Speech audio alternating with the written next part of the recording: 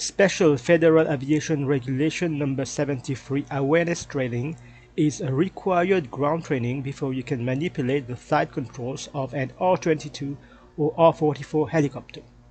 The subject areas are low G, leading to mast bumping, low rotor RPM, leading to rotor stall, and energy management.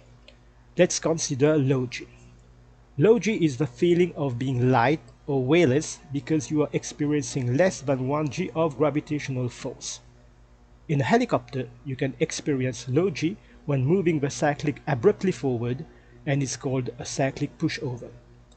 In turbulence, rapid up and down movement of air currents can also cause a low G situation.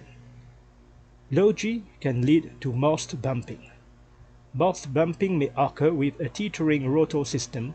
When excessive main rotor flapping results from low G, the excessive flapping results in the main rotor hub assembly striking the main rotor mast, with subsequent main rotor separation from the helicopter. To recover from a low G situation, you must immediately but gently apply aft cyclic to reload the rotor disc, then fix the roll that will occur during a low G situation. Now let's have a look at low rotor RPM. Normal main rotor RPM for an R44 helicopter is 408 RPM at 102%. Low rotor RPM is when the main rotor slows down below normal operating limits. This initially leads to reduction in lift and the helicopter starts to settle. If not corrected, this can lead to low RPM rotor stall. Rotor stall can happen at any edge speed, and when it does, the rotor stops producing the lift required and the helicopter falls out of the sky. Catastrophic rotor stall could occur if rotor RPM drops below 80% plus 1% per 1,000 feet of altitude. For example, at 5,000 feet, it will be below 85%. Causes of low rotor RPM could be deaf grip of the throttle, and this prevents the governor from fine-tuning the throttle to maintain the RPM in the green. Also, incorrect throttle manipulation. You can also have raising too much collective when close to the limitations of the engine, and this is called overpitching.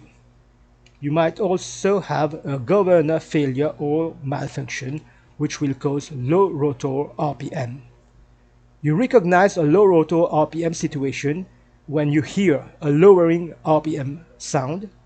You will have increased vibration, possible descent, and the low rotor light and horn will be seen and heard.